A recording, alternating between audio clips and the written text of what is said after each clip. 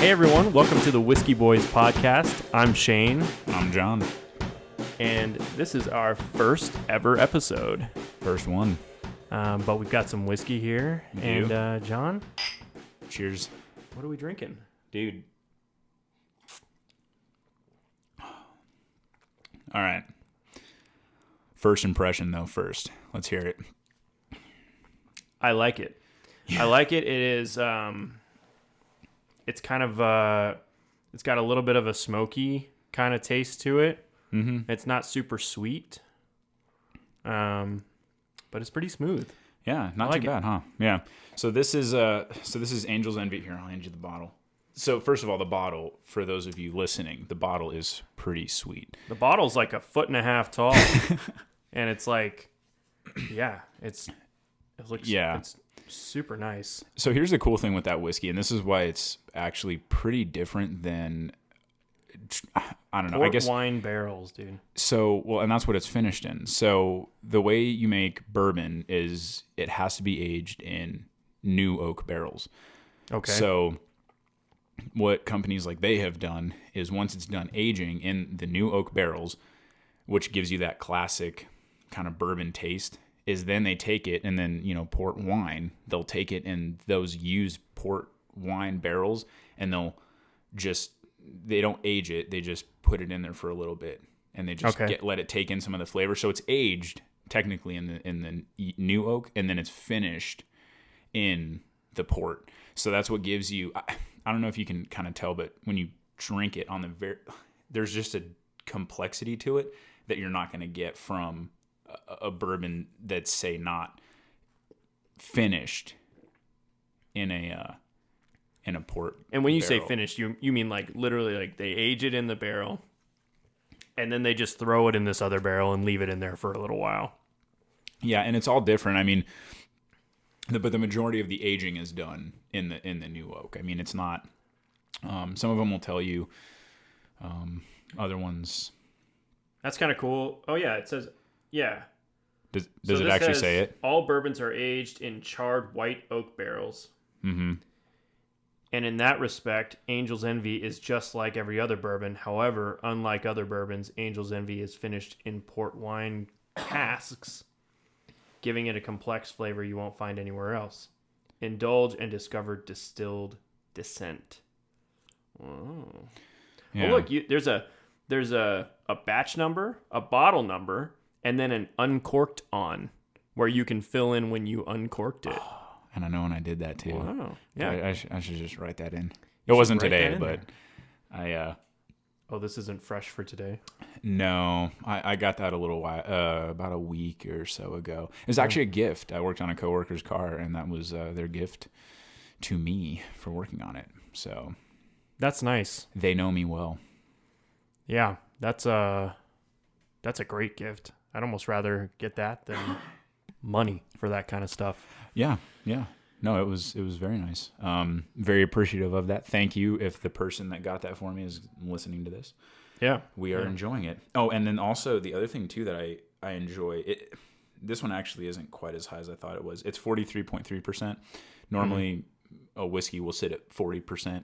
Okay. So this is a little higher. A little bit higher. It's funny because as you get into like what seems to be the nicer whiskeys, like the better whiskeys, they're usually higher proof because basically the way that they get them down to 40%, they have to dilute them? They dilute them with water. Okay. So if you get a whiskey that's 50, 60%, well, you have a lot more, you actually have more whiskey in the bottle. So it's more expensive. Yeah. It can be more expensive, but sometimes they can sometimes save money if they dilute it a little bit. Yeah, exactly. You dilute it and you're good to go. But I like those wings on the back of the bottle. They're pretty sweet. It's like kind of a cool touch. Yeah. Angel's Envy sounds not as much like a whiskey and more like, what would it be? A strip club? Okay, yeah. Kind of. I get something the vibe. like that. Okay, Angel's Envy. Yeah. Hey, we're going down to Angel's Envy tonight. You want to come with? My wife doesn't love me anymore. You know what? I bet you What if there's a strip club? Like if we Google it after this and found out there is one. I would not be surprised if there's a strip club called Angel's Envy, dude. Yeah. Or just like it sounds like some sort of like illicit sort of thing like that, like an adult film shop or something. Come down to Angel's Envy Adult Film Shop. Or if someone was like, hey, so I came up with this new website, okay? And I'm not going to tell you what it is, but just go check it out. It's angelsenvy.com. You'd be like, oh, God. It just... Oh, no. Yeah. No. We'll not be doing that. Will not be. Putting the ad blocker on before I go there. For sure. Oh, man. Oh, so I was telling you just before the Four Roses, the really cool story I had about Four Roses. Oh, yeah. So what would a whiskey podcast be without talking about more whiskey, aside from the one that we're drinking? Set that there so we can both reach it when we need a fill up. So Four Roses, Four Roses. You bought it before, right? It's a good, it's usually about, I think it's like $35-$40 for a bottle. Yeah. For the single barrel, which is I actually think is better than the small batch, but either way, sure. It's it's the more popular one in that squarish kind of bottle. Yeah. So I was on Instagram the other day and an ad popped up, just like a sponsored ad, and it said batch, and it had a bottle of Four Roses, and it said limited edition, like batch hand picked Four Roses, and I was like, what? So I like clicked on it, and it was so the owners of Batch went to the Four Roses distillery. Batch, the here in whiskey town, place, the whiskey bar, donut place in town. Downtown. Yeah. So they went there and they handpicked one barrel. Like the guy was telling me when I was there, they had 15 barrels that they brought out, and they they tasted each one individually, and then they narrowed it down to 10, and then 5, and then the final one, and then they bottled that one at cask strength. So now I think that one's at 62.8%. Wow! So it's super high in alcohol content, but it's Four Roses single barrel strength, and then on the side has an official like batch Tucson sticker that they made for it. Yeah. And it has the mash bill. So it has and it's aged for 8 years and 4 months. They had 150 bottles come out of that one barrel, and they're selling them because Batch just got their license to sell whole bottles. So they don't. Okay. So I bought one, and that'll have to be the next episode. How much did that cost? So it was $85. That's actually less than I expected. Yeah. And that's why because I tried it first. So Tyler and I went down there and we tried it, and then we both bought a bottle. Nice. So you can go and get glasses of it. Yeah, exactly. You can go and get a glass and stuff, or and try you it. can buy a whole bottle of it. Yep. Okay. And so that's something that Batch is doing from now on. Is every year they're gonna try, even maybe multiple times a year. I don't know, but for right now it's once a year. I think they're gonna do a limited release from a distillery that they handpick a barrel specifically for Batch. So the whole idea is that normally, like, the Four Roses that you buy from the store is not going to be like 60% alcohol. It's 50 actually. It's 50. So which is also shows Four Roses quality. Yeah, they're bottling a 50% whiskey. It's $35-$40. Right. That's really pretty good. Yeah, it's nice. So anyway, yeah. Well, that's super cool. Yeah. I'm definitely interested in trying that for sure. I actually meant to bring it today with this one as well, but I kind of forgot. But well, that's all right. Next episode. The next one, for sure. That'll be our whiskey. So today we are talking about the apocalypse. Yes. And what we would do in an apocalyptic scenario, and how we would handle that. I'm really interested in talking about this. I'm looking forward to it because I've never really been super into doomsday prepping or anything like that. And that would absolutely be a factor in my life if things hit the fan. But we'll see. But we'll get into that in a little bit. But for now, I think you were saying something happened on the way over here when you were driving. So, all right.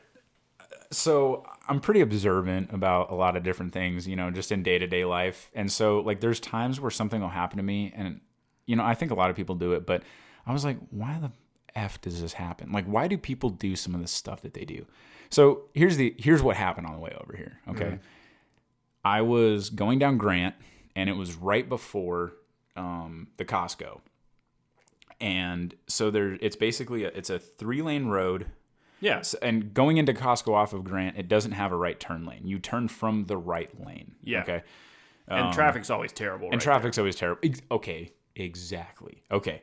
So that's a great point. So there's a left-hand turn lane, and then there's 3 main lanes, left, middle, right, and then there's no turn lane, so you just turn from the right lane going into the Costco. I'm in the middle lane just driving, and this guy we're approaching what is a red light. Like, it's already a red light. The right-hand lane is already stopped backing up. I'm still driving because there's no one in the middle lane. Everyone's in the right lane trying to get into the Costco. Yeah. This guy in the left lane, known turn signal. I'm almost passing him because he slowed down. He just, no turn signal, just boom, right in front of me. Like, almost like kind of hit my car. I mean, I obviously I was slowing down anyway. And then he just stops. He doesn't stop up to where the cars are at in the middle lane. He just stops there and turns his turn signal on because he wants to get into the Costco. So I'm sitting there and the light turns green and he's waiting. Yeah. He's waiting in the middle lane. Because the right lane's too long. Because the right lane is too long. No one can get in. Or no one's letting him in. Yeah. And he's just sitting there. And I was like, what? Okay. Okay, sir. Yeah. Like, be a normal human being and just go. Drive past the intersection. Turn around. And just try it again. There's also another entrance into Costco after that intersection. Which is probably easier to get into. Probably. That's the whole thing, dude. It's people who feel like whatever they've got going on the road, in their car, is the most important thing. But also, because I've been thinking about this a lot, because I drive all day for work, right? And I see people doing stupid stuff all the time. And I mean, stuff where people will they realize, oh, I need to turn right here, and I'm way over in this other lane. So they just cut all the way across traffic. Right. And so they can get in and make their turn, even if it's not at an intersection. And I'm watching it going like, what are you doing? Yeah. That is not safe.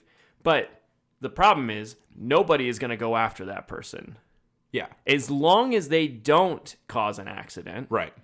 Nope. And they're taking a risk and saying, it's probably going to be fine. And, I will say, our good friend Derek, sometimes I worry that he might have a little bit of that mentality, because there was one time I was riding with him in his truck and he needed to turn left out of a parking lot. And so he pulled out into the street, but he wasn't ready to turn into the lane yet. And there was oncoming traffic from the left coming towards us. And I said, there's people coming in. He said, they got brakes. What? He said, they got brakes. Now, keep in mind, he didn't cut in front of them. He pulled out and they were coming. Right. Like they were still a little ways off. Right. But his response was, they got brakes. They got brakes. And I was like, oh, God. Dude, you're the person that people want to throw rocks at when they're driving because you say shit like that. Like, they got brakes. It's like, come on, man. That's the thing. It's no consequences, right? And you have to really worry, if you're gonna say, well, I'm gonna be a social justice warrior here and go after this car that's driving unsafely, even though it didn't necessarily specifically affect me and I'm fine. That person just scared me, whatever it was. You don't really know if that person's gonna get out of their car and shoot you. Because it's also somebody who drives unsafely, so they could be a loose cannon. Yeah. Or a loose pistol. Yeah. Maybe would be a better way to put it, So a little more practical. But it's a psychology game, dude. Yeah. It's these people that go like, you ain't gonna do shit. And then they do it knowing like, he's gonna do shit. I feel like there's 2 types of people that do it though. There's people apparently there's people like Derek who are gonna be like consciously thinking, they got brakes. They're going to stop. They're not going to hit me. They see me here. Hit me. Yeah. But then there's another group of drivers, I guarantee you, that are oblivious. Like, they have no clue. Absolutely. And that's this, like, I guess it's weird to think, okay, someone like Derek, at least, I don't know, maybe they're not going to put themselves in a completely terrible situation if they're conscious of it. Right. But the people that are oblivious, that are just right in your, what are you doing? Yeah. What's wrong with you? Yeah. And sometimes they're older. And maybe sure. they're too old now. Maybe they shouldn't have their driver's license anymore because their reaction time isn't good and their vision's not so good. But Arizona just lets you keep your driver's license until you're like 108, you know? And it's fine. You don't even have to like retake your test until like for like 50 years after you get your license. It's insane. Yeah. There, you know, there was a lady, I witnessed an accident the other day. I was actually with Carlos, and we witnessed an accident. And I mean, I'm not even talking bad about the lady. I felt really bad for her. She pulled, okay, so there was 2 spots, right? The one spot had a car in it. The other spot did not. She just split those 2. I mean, and we watched her. She was going slow, and she just pulls and just boom, right into like the car. It was like, where were you trying to park? Like, you split the dividing line between those 2 spots. You just put the center of your car right over that, and ran into one of the cars. Ran into the car that she was going to park next to. Okay. Here's the thing, though, and this is why I'm not even talking smack about her as a driver. I kid you not, we were at I remember where we were. I can't remember the name of it. It's the chili dog place downtown. Frankie's? No. No. Pat's chili dog. So I'm sorry. Frankie's is the cheesesteaks. Yeah, which is phenomenal, by the way. Also I haven't been there in so long. Okay, anyway. So we were at Pat's chili dogs. So you have to order out in front. Like it's just like, there's seating inside, but it's a walk-up window. I ordered my food, waited, and got my food, and she still hadn't gotten out of her car yet fully. She was getting her walker. She was having a hard time getting it out of the car. Like, and there was someone there to like help her. Like the guy that actually his car got hit, he was sitting right there when it happened. He went over and like was helping her get the walker out of her car. But dude, it took her a good 10 minutes to get fully out of her car, get her wallet, get her ID. And it was like, why are you driving? Yeah. And wait, best part about that, get this. She was a Lyft driver. Wait, what? I kid you not. She had a Lyft sticker in her car? She had a Lyft sticker on the front, like the little thing on her windshield with it was her car.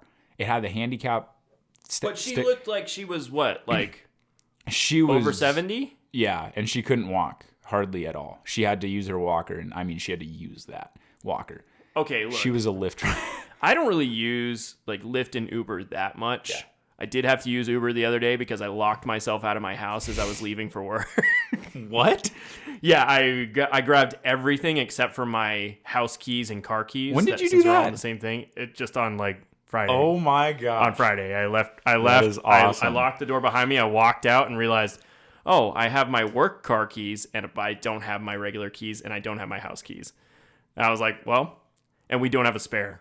Like we haven't made a spare. Oh, and I was like, well, I'm stuck. Fortunately, I had like my backpack. I had all my stuff for work, and so I was like, okay. I just called an Uber.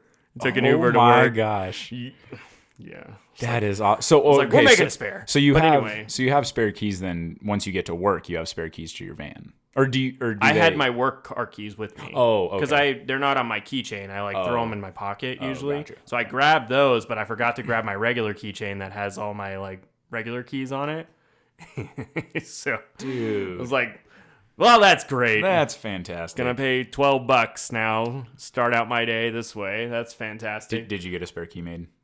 I haven't made one yet. Nice. I was gonna make one the other night, but then I was hungry, so I just went for food instead. Food but anyway, way more important. I don't really. I've never used Lyft, but from what I've heard, it's sort of like Lyft is the poor man's Uber. Like they're kind of like I've heard a bunch of stories from people saying like, yeah, my Lyft driver, the car was dirty. He was driving like crazy. Like it seems like Lyft tends to be a little bit cheaper than Uber, and maybe they don't do the kind of screening that they do with Uber drivers or something. Possibly. I don't But honestly. it just Yeah. begs the question, like, how does any company hire somebody like that to drive people around? Yeah. She should be taking ride-hailing services to get places. Yeah. She should not be driving, let alone driving. Like, it would probably. Okay. It would probably be safer for the drunk person she's picking up to get in the driver's seat and drive, and they can drive her around. Yeah. Like, that would be the smarter way to do that. She came at this parking space straight on. Well, okay, so you know the parking lot of Pat's? So it's right off of, I want to say, not Stone, whatever road, I can't picture it right now. But anyway, the spots are perpendicular to the road. Like, you pull out of the road right into the parking, right into the parking lot. Yeah. So she had a straight shot from, like, as she's crossing traffic, to just pull right in. Like, so it wasn't a wide sweeping turn. She was driving head on into this spot. Oh, come on. It was like, you know? Yeah. Well, So that's oh, real quick though, I will say Lyft is great. One last thing. Really? Lyft is great for no, I don't know about the driving portion of it, but in California, I had the Lyft app for those scooters, which are a shit ton of fun. Oh, yeah. And that was the nicest one that I found because I didn't have to load money like the Bird ones. You have to load money. And those ones were just pretty readily available. And so I still have the Lyft app, but I've never used it for driving. I've only used it for those scooters. But you have to use the Bird app for the scooters that we have here in town. If it's so you have to it Bird, has to be like Lyft scooters. If Lyft scooters, okay. yeah, and I don't think we have Lyft scooters in town. I tried looking for some and I didn't see any. So maybe they're coming or maybe they're here. I don't know. I don't pay attention. I don't think enough. Yeah. So anyway, but well, I think it's about time we got into it. The apocalypse, dude. I need more whiskey before this apocalypse talk. I'm still doing pretty good. So here's the thing with the apocalypse. So there's a few different ones, and I think we might as well just hit them all, right? So like you have real world possible SHTF, shit hit the fan, right? Sure, like real world, like nuclear government collapses, war, like total government collapse. We've been invaded, whatever, and there's no federal, local. There's no real government. It's anarchy. Right? It's anarchy. Yeah. And then there's the fun one that everyone likes to talk about, which is like zombies. Sure. Like a zombie apocalypse. So some outbreak. Yeah, like an outbreak. Well, I mean, you could have an outbreak that just like wipes out like a ton of the population. Right. But there's no zombies. It's just like a lot of people are dead, and then now there's like no like organization to anything, and like you just have to like deal with it that way. But I like zombies because there's a real threat of danger right off the bat. And it's not necessarily the very ugly threat of danger of people taking advantage of anarchy, which I do like. I do like talking about that too, but I love zombie games.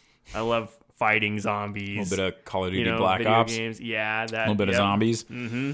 We've all had our share. Yeah, Left 4 Dead, dude. So Last of Us.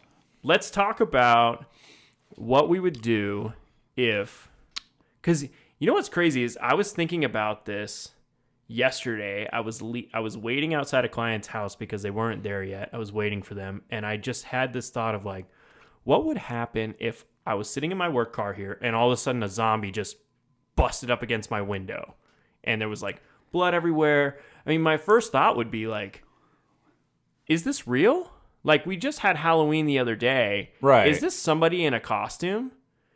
I would be alarmed and I would be scared. And then I would be looking for, like, is there, like, blood getting everywhere? Like, are they bleeding? Like, are they missing limbs or anything? Yeah. And I'd be like... Is it like a hurt person, you know? Yeah. Is it like an actual person that's hurt, or is it a joke, or is it...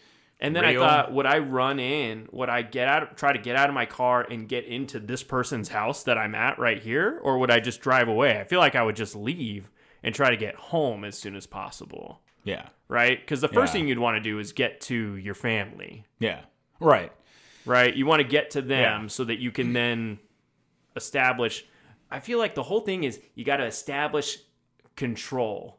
You know? Right. So, like, your controllables, you figure out your controllables and you start locking that shit down. Right. You know?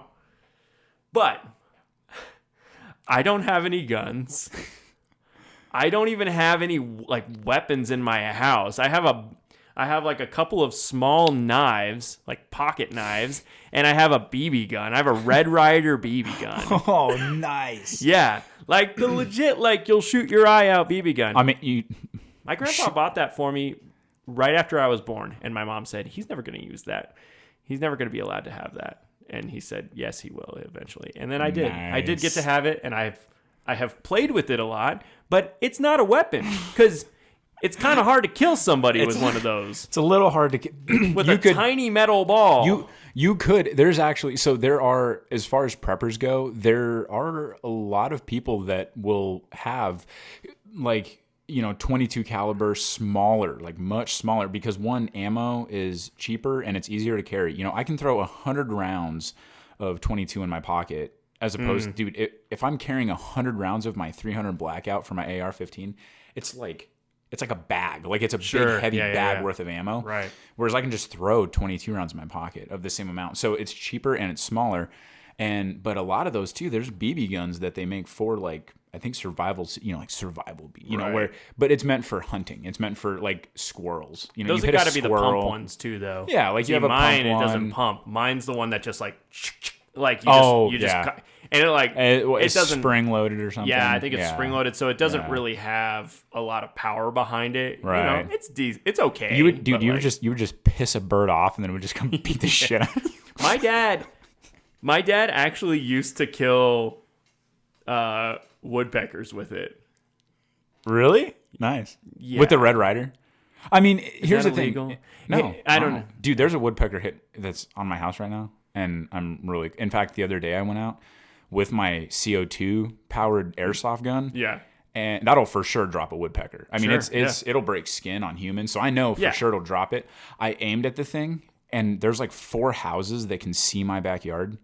And I was like, if there's like one motherfucker that's going to like see this, I'm not getting, because I don't know if it's illegal to kill a wood. I feel like it is. I really don't know. I feel like there's something. I feel like there's something you can't with just woodpeckers. Be shooting birds. Like if it's like pigeons, no one's gonna care. But like if someone saw it was a woodpecker, I feel like there's something they could do about it. Maybe like, there is. Yeah. That guy sucks. Why do we even have woodpeckers here? We have really roadrunners, dumb. and that's our desert bird. Yeah. We don't need woodpeckers. Yeah. They're so annoying. They are. They're too stupid to figure out that that's not wood. It's metal. It's metal. That you're smacking on. Yeah, it's stupid. Stupid birds. So, all right.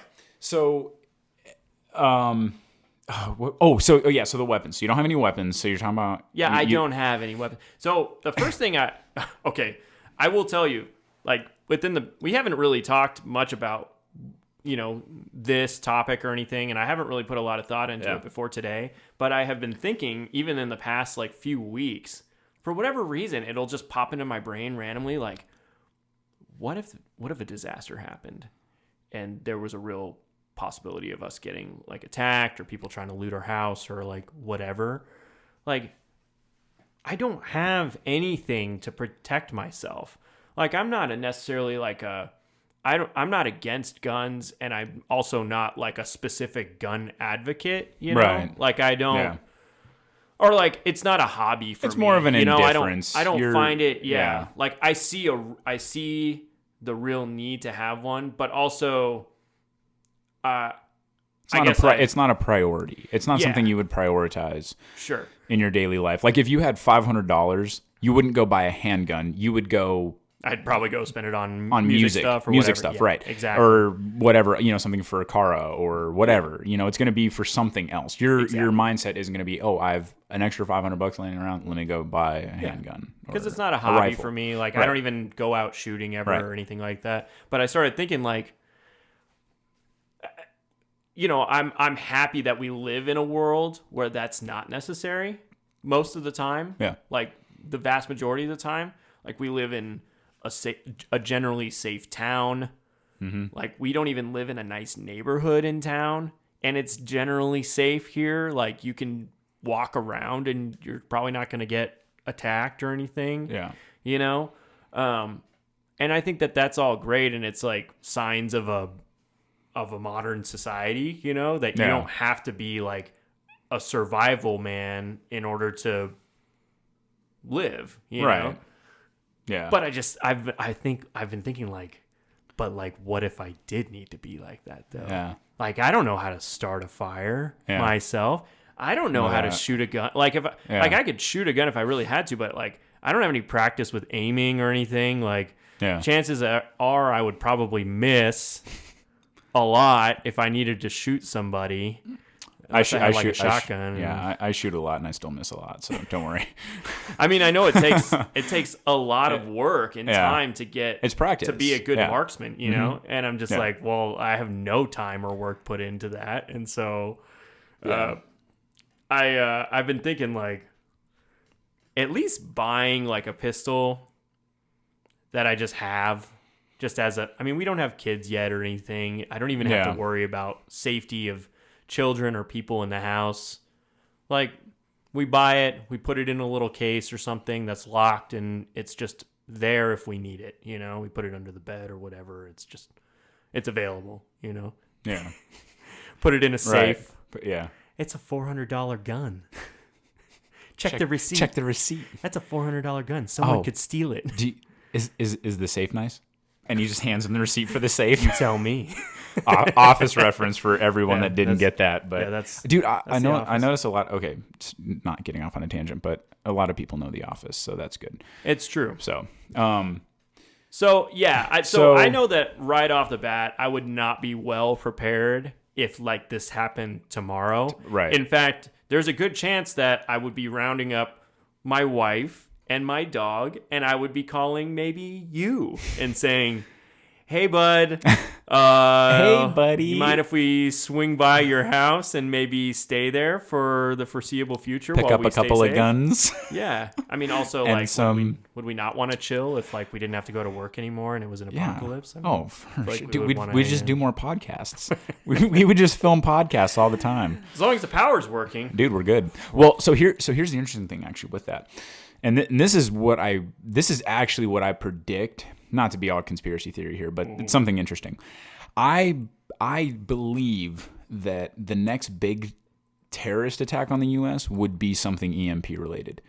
It would be knocking out power, mass power, losing communication. Because if you think about it, we don't have, like, radios are kind of a thing of the past. People don't have a way to communicate other than cell phones. Yeah. And the only thing during an EMP that would work, if assuming that your radios still worked, would be two-way radios or something where you're just going, you know, across the ground. You know, it's as far as your radio can see. Yeah. So it really begs the question that if, let's say, a realistic, right, not the zombie apocalypse one, but let's say a really realistic one happens, I think it would be something where, you know, because I can't remember when I heard it, but there was something that came out that, I want to say it was probably like a year or two ago, that said China has the capability of wiping out the U.S. electrical grid through, you know, like viruses or, you know, like through the whole grid. Like there was compromises found in the grid that they could exploit and knock it out. Maybe not the entire U.S., but a lot of it. Or like I could see like a major city. A major city. But let's say it's a major city that's in charge. You know, Washington D.C. goes black. Yeah. You know, now the rest of the country's going, well, what's happening? You know, so that's a realistic one that, to me, like that's what would happen. So now think about it. So now the country's dark, so to speak, and you can't communicate with anyone. What do you do? Yeah, that's the scary part. Right. I feel like so knowing your directions. Knowing your directions, your compass, knowing just where stuff is, you know. And kind of having an idea of, okay, like if I need to meet up with John and our car still works, we can still drive. Let's find a way to get to his house. I feel like your area would be safer anyway because you're kind of in a suburb rather than being in the middle of the city. Far southeast side of town. There's a lot of people, but there's also areas out there that you could get to where there's a lot less people. If you needed to, majority, because like a lot of the preppers would be moving to the mountains and they're moving away from the cities. Sure. 100%. Like any situation like that, you're getting out of the city because there's a lot of people that their game plan is, I'm going to go to Costco first. Okay. Yeah. Because you don't think that out of a city of almost 1 million people that there's not at least 100,000 other people that are going, I'm going to Costco. Yeah. Right. Yeah.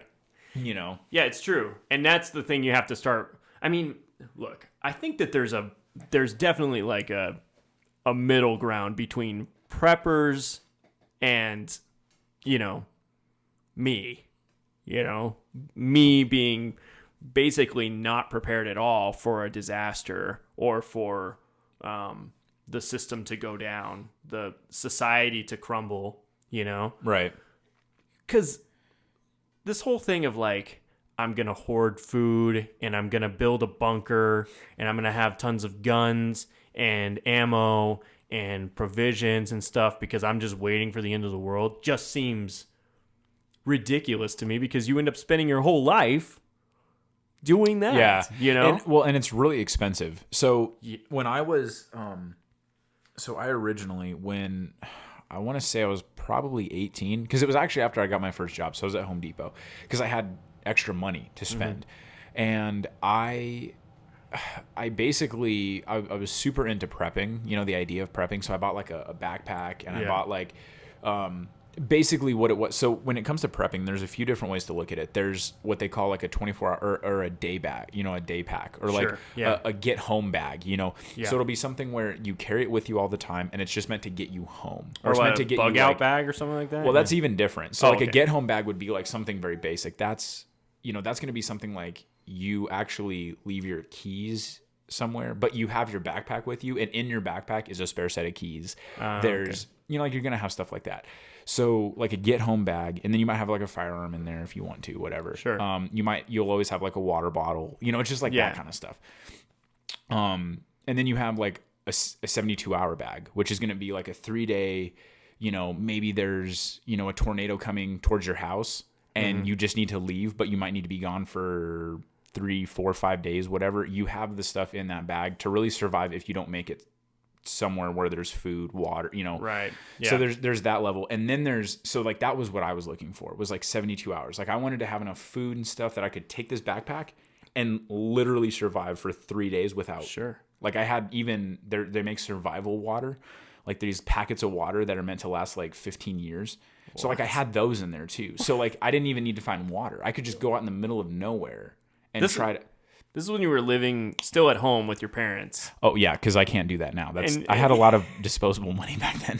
And so like you were like, I have my first job now. I have money, so I'm gonna go. That's what I'm gonna become a prepper. Yeah, that's what I bought. I bought 72 hours worth of gear, knives. I like tried different stuff out. Like I would actually take I remember getting a few different knives, and like I would go down and try to like chop a branch of my parents' tree off. And I was like, this knife sucks. Nope, wouldn't use that. And then I'd go get one that I was like, oh, this is weighted really nice, and then like it makes nice cut. Okay, cool. This is the one I'll put in my bag. Yeah. So there's that side, and then there's your extreme preppers, where they're the people that are buying 3 months worth of food rations for them and their family, and they're keeping them in a basement or in a closet, and then they have 20,000 rounds of ammo saved up in a bunker or in, again, their closet or something.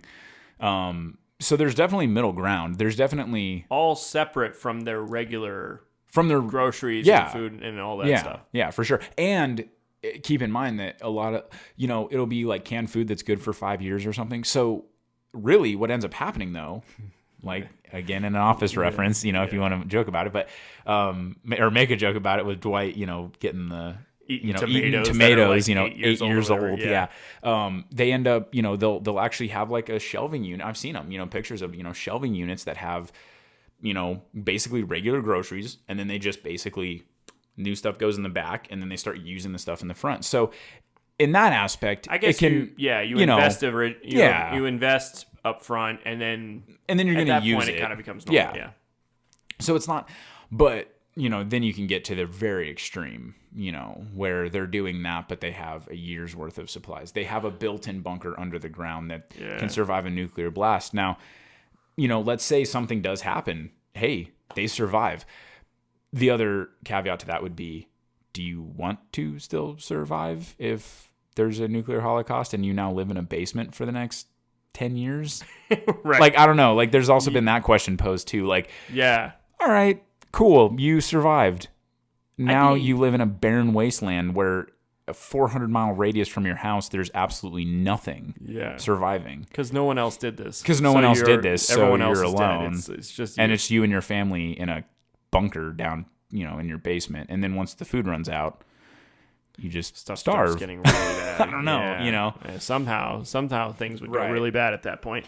Right. But I wonder how many of these people are really like they're really bought into this whole idea of like stuff like shit is going to go bad and I do need to be prepared for it. And how many of them it just becomes like a hobby, They're like it's just fun to be prepared, and it's fun to buy equipment and build stuff and build little things so that I know, it's just like this sort of ongoing project that never really ends because it's just fun to do. It's just, and how many people that you would talk to and they're like, no, brother, things are going to go real bad real soon and you need to be ready for it. Yeah. And don't you come knocking at my door, And it's like, okay.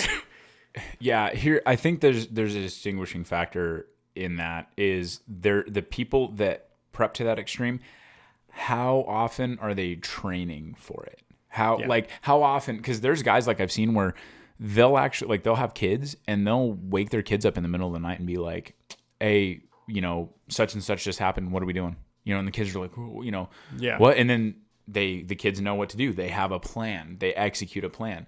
Their house catches on fire. The kids know exactly where to go. They know exactly where to meet mom and dad. If they're not there, something has happened to them because they've trained, oh, there's a fire on this side of the house, I'm going over here or whatever. Yeah. So I think that would be kind of the thing you look at is how many people train for it as well. Because you can buy all the supplies you want. I can give you my backpack that I use for, and I can survive for 3 days.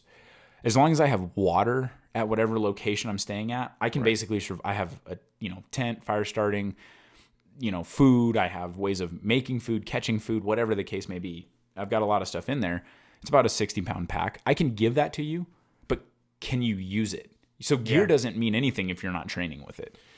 Yeah, that's true. Yeah. So at least for some of that stuff. The tent is self-explanatory, but like a snare, how to set up like a snare to catch wild animal or what to look for, as far as like, oh, is this an area where animals are currently hanging out, or is there even going to be live animals around this area? Oh, this water looks disgusting. Probably should purify it first. Sure. You should purify any water, but... This is a little off topic, but did you ever read the book The Hatchet? Yeah. It was one of my favorite books. I still have it, actually. It's a fantastic survival book. Yeah.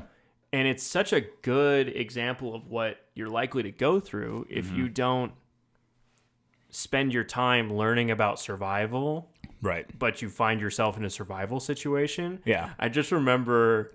reading that book and it's like he wakes up, he like falls asleep. He doesn't get any cover or anything. He just falls asleep and he wakes up and he's completely covered in mosquito bites. Yeah. Like his face is like puffy from all of the mosquito bites because he just fell asleep near the lake without like any kind of without any protection or covering. And it's like that's the kind of stuff that like you don't necessarily think about. You're like, no immediate danger here. Yeah. There's no bears. There's no people. Mm-hmm. Like, I'm alive. I can just rest for a minute, It's like, that could potentially kill you. Like, you get bit too many times and, like, that kind of stuff. Or they're carrying something that, whatever. And so, I think it's that kind of stuff where, like, I don't hunt. I haven't gone camping in forever. Yeah. And camping, you can make it so easy on yourself. Oh yeah. To go camping. Sure. But backpacking or any of that stuff. And that's the kind of stuff that I would like to think, and it's been the case for many, many people, many millions of people over the years that they live their entire life near a city or in a city and they never need any survival techniques ever. Yeah. They live their whole life that way and then they die of natural causes and it's all fine. Yeah. But the question is like, what if? What if? Though? And that's What if the something big goes thing. wrong? And that's where, like, for me, it's, you know, I don't know. I don't assume.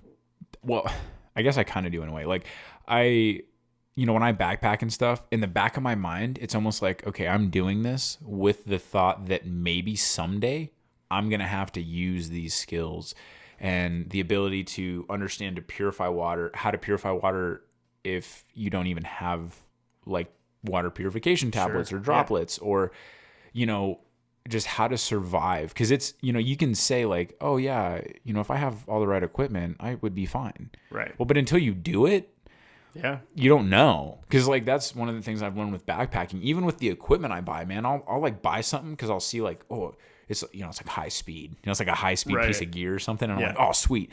And then I go out and I use it and I'm like, this is a piece of shit. I would never use this. This is dumb. Or I'll get home and I'll look at my backpack and I'll be like, oh, that's good. I just brought this, half pound whatever tool or something, and I never even used it. Right. Garbage. I'm not going to use it, so throw it away. I don't, For sure. it's what are you going to use? What functionally can you actually use in a survival situation? And for me, it's exciting to just, kind of, I don't know, have fun with, prepping and experiencing nature too. And that's the other side of it too. I kind of feel like the way that I prep is kind of just doing backpacking, experiencing nature, doing that kind of thing in the mountains. So I'm almost training, so to speak, quote unquote, like training, like I'm getting ready, but I'm having a really damn good time. And it's a hell of a workout too. Right. And that's the other thing you don't realize is if you are in a shit hit the fan situation, you better be ready to like work out because you're like, eventually you're going to run out of gas. Like there's no way around it. You're going to run out of gas. You're not going to have your vehicle forever. You're going to have it for, assuming you have a full tank of gas, you're getting 300 miles, whatever your vehicle runs. Yeah. And then you're on foot. So like, or on a bike. Or on a bike. Yeah. Even then, I'd wonder if like somebody... I always worry, like, if somebody was, like, going to try to shoot me, I feel like it'd be easy to hit somebody on a bike. Mm-hmm. Because you're just at the same level moving. Well, anyway, even beyond that. Yeah. So, like, and I always think of, like, Zombieland. He talks about all of his rules and stuff. Yeah. And one of them is, like, cardio. Right. Because if you got to run from zombies. Dude. Like, you're going to find yourself at some point running from zombies because you can't shoot all of them. And the more you shoot, potentially the more that show up or whatever. Yeah. I mean, that's a whole other thing where it's like the zombie part of it is... Yeah. Because you're talking about not just having all of your survival skills, but actively being able to... Like, you're essentially in maybe like a slow-paced war zone. Yeah. Like... Well, and what kind of zombies are they? Are they the zombies that are just slow walkers? Or are they the ones like in... what is it? 24... well, no, and the ones in like 28 Days Later, those ones are... I think those are the ones that are like slow too. But like... I think that's the one where they sprint. Like I Am Legend, they sprint. No, it's World War Z is the one where they run really fast and they do that whole thing where they climb up the wall. Like... Yeah, so that big, I feel like it's reasonable to think that if there were zombies, they would probably be similar to... Walking Dead. Like a drunk person. That's what I tend to think that they are. So like they can run. Yeah. They might trip and fall. Yeah. Like they're probably not like super steady on their feet. But they're not super smart. But they're not super smart. They're really single-minded and just like trying to get at you. You know? And so like they might be able to run or like stumble quickly, as long as they're not injured or anything. Yeah. And so you have to be prepared for like what that's going to mean. Maybe that means getting a crossbow or getting a regular bow, so you're not using using ammo all the time. Using ammo, you're able to reuse at least for a little bit. Well, and here's like one last thing, I guess. As far as like my thought on the whole survival situation, one of the things I don't think a lot of people think about when they talk about, even if it's like a joke, right? Like, oh, what would you do in a survival situation? Oh, dude, I'll do this. One of the things that I always think about first is like, you're dealing now with you're dealing with the shittiest people in their worst time. Yeah. So you're dealing with people that have no problem killing other people. Like, as in, oh, you have food, I'm going to kill you to get that food because I don't care about your life. We're not going to work together. I'm going to take that from you. Civility is gone. Yeah, it's a Lord of the Flies situation where it's absolute anarchy. So, oh, really? You never read that book? I never read it. I mean, honestly, I didn't. I spark noted it. I guarantee you I didn't. It's just like Lord of the Flies. It is amazing. As far as I know. As far as the Spark Notes, which is a 25-page booklet that gives you the recap of the 400-page book that actually is. Yeah.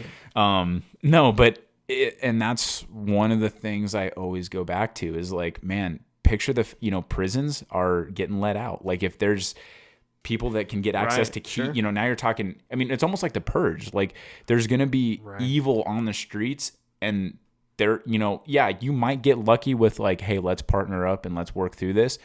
But dude, people are going to have their best interest and there's going to be people that are just raising hell to raise hell. They don't even care. And that's like the worst kind of person, the person that has no problem. Like what do they have to lose?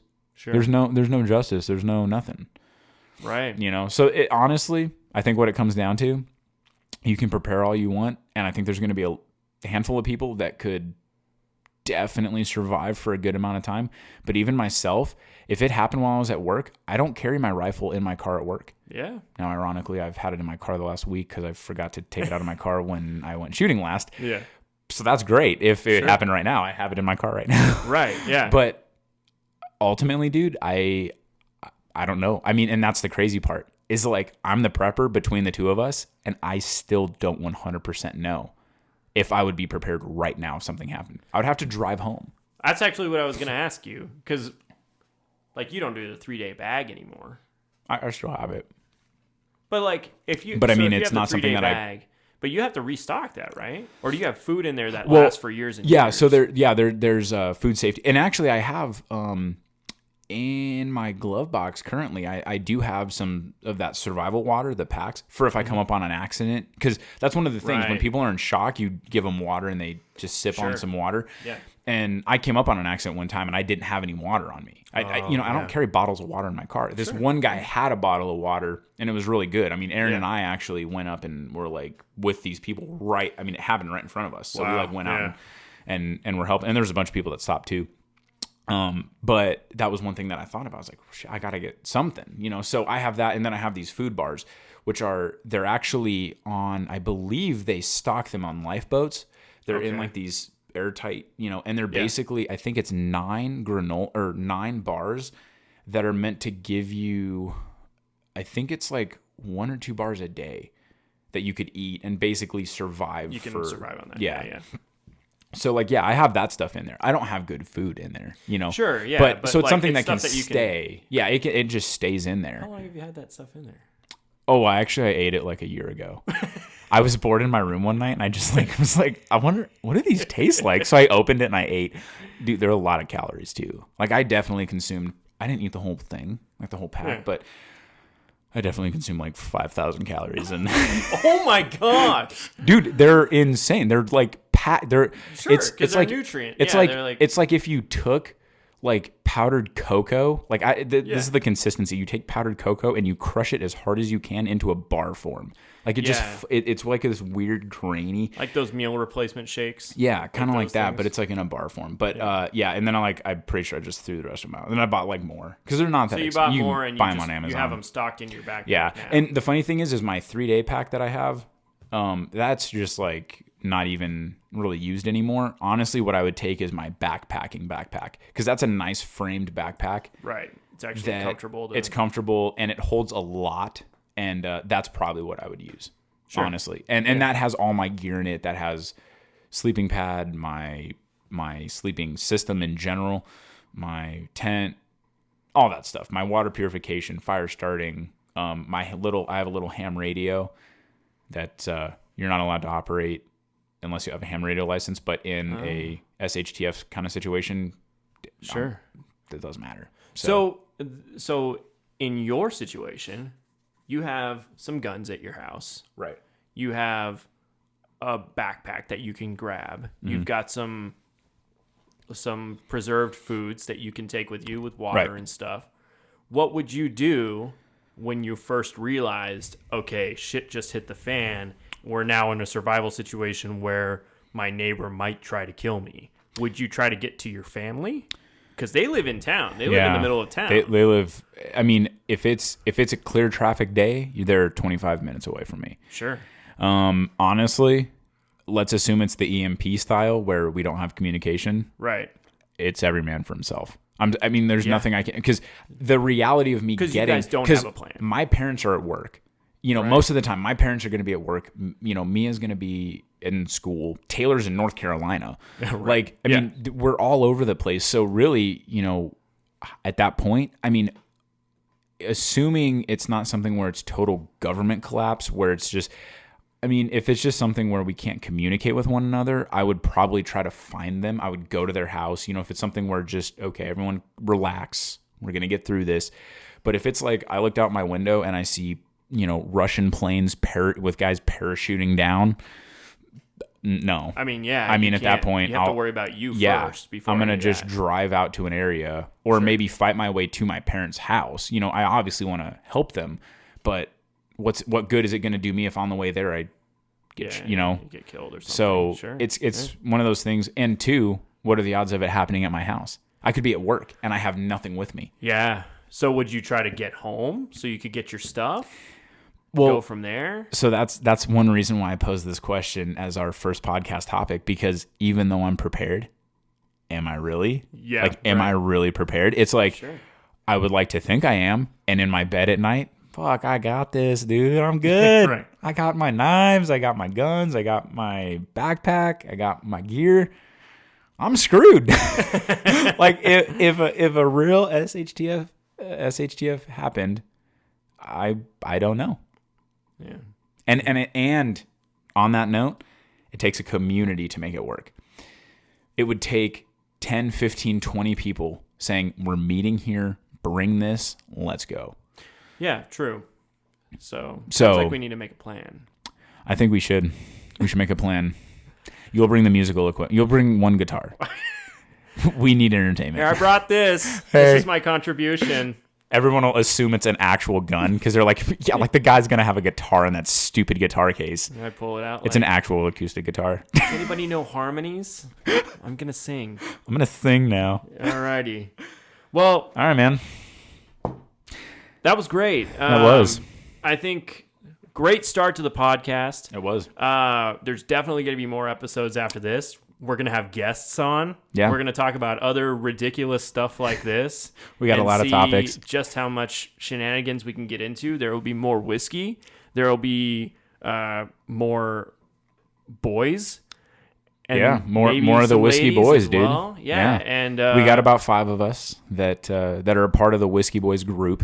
Yeah. So, and we were the ones who decided to say, well, we're going to go off and turn this into an entertainment opportunity, rather than just, being friends and and drinking and enjoying each other. And so I think that this is going to go great. And so stay tuned. There will be more to listen to and to enjoy. And we will see you on the next one.